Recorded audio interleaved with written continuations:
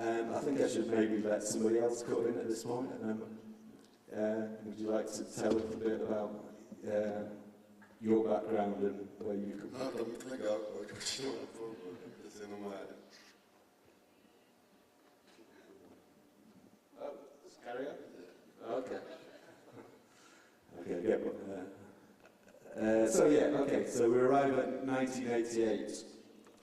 And the scene in Manchester was centred around one particular club, the Hacienda, which is, I'm sure people in Brazil will have heard of it. It's kind of a world-famous nightclub in Manchester where there was a social explosion. Now, it's very hard to say whether this social explosion was largely due to the drug ecstasy, which was undeniably present and undeniably changed the club into almost like a religious fervour kind of atmosphere. But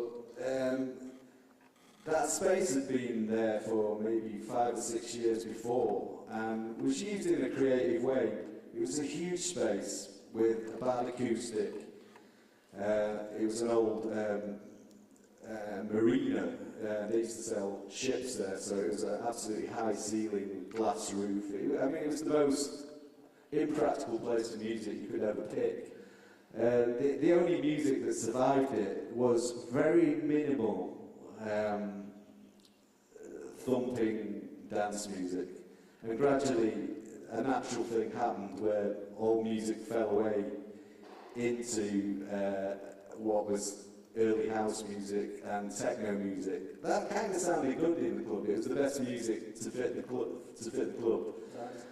And the music could be different on different nights, but when it first began the acid thing, it was only kind of like an hour within the night. The rest of the time there was quite a lot of Latin music and quite a lot of the history of disco music from a very American perspective. All the DJs in Manchester looked up to the New York guys, and they were kind of like a blueprint for the sound that went on at the Hacienda. There was this idea that, it's full of Stone Roses records or Happy Mondays records is certainly not true in my experience. And I think you would get killed if you played Smith's record in there, Manchester has an outward facade of, well, it's not a facade, but it's kind of, certain bands would fit the media much better than other bands if it wasn't for certain people on the radio, such as John Peel. The history of British music would definitely be completely different if it wasn't for John Peel. John Peel had a radio programme that reached many millions of people regularly, and it was multi-genre, so you'd listen to it and you'd pick up all kinds of genres off it, and it was almost like a newspaper, this week in music, this is what's happening kind of thing. The local radio was very poor in Manchester, apart from one programme on a Sunday night that played electronic dance music, which is a programme by a guy called Stu Allen, and he used to play early house, an hour of R&B and an hour of techno. And gradually the tapes of that programme were circulated, and it began to take a momentum.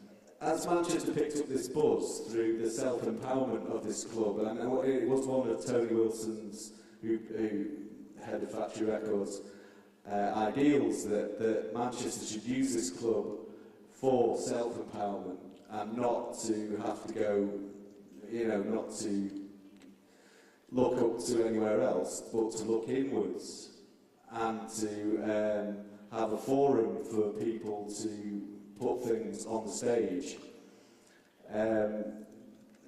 This was the most important idea about that club, and as that idea also spread to a number of other clubs around the town. So other clubs sprung up to cater for the people that were rejected, and those clubs were possibly more interesting in some ways. You know, there's a place called the Thunderdome in Manchester that played a really darker form of techno, and the atmosphere was not about partying in that sort of showy way. It was kind of a very intense, dark flavour to the music that led on to things that would later become drum and bass and that kind of scary, harder techno. So we were making, when we were making records at that point, we'd be thinking like, oh, this one's for this club, this one's for that club. You know, you'd have an idea through spending time in those places what would work and who your audience was. You knew who you were making records for. This was kind of an important thing at the time. When we got to make albums for, we got signed to ZTT Records in 1989 because we had a number of club hits on the dance floor, and then we started getting record company interest. So we talked to Factory Records in Manchester, but I think we made a wise decision not to go with them, and people often ask us, why didn't you go with Factory?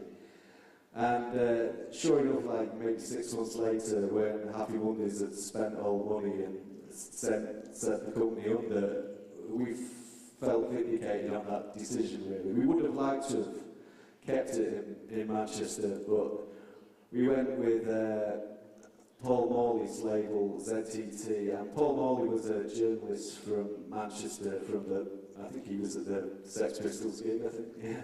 He's one of those guys. He started writing about music in the punk days, and I had a particular vision about, you know, outside of music, and ZTT had a great reputation for production with Trevor Hall and this kind of thing. So it was an interesting place for us to go, because it didn't fit strictly into the club scene, and it didn't stick into the indie scene. You know, it's kind of a neutral space for us.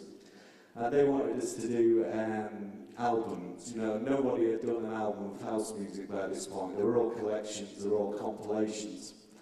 And I think this is where 808 State suddenly left the initial blueprint of British dance music, because they started making albums with a wider vision, informed by all the music that we'd been listening to throughout the 70s, and, you know, an album approach of having a beginning, a middle and an end, and telling a story with an album. And back then we were still on side 1 and side 2, you know, so we would build an album in that way. You know, people, it sounds strange now because, like, you know, it's